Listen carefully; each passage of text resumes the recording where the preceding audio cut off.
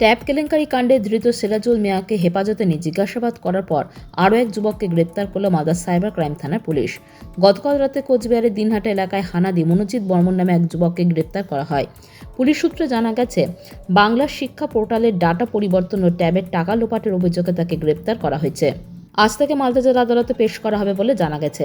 পুলিশের পক্ষ থেকে 10 দিনে হেফাজতে নেওয়ার আবেদন করা হবে।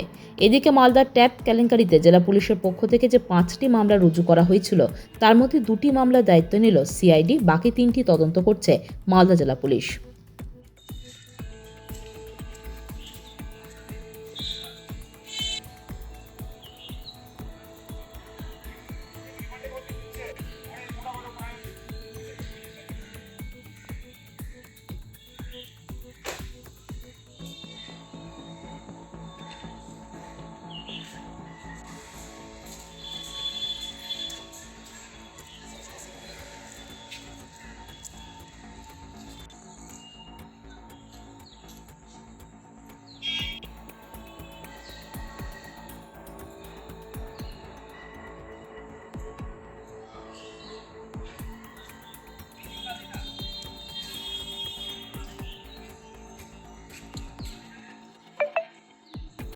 Bureau news Bangla Times.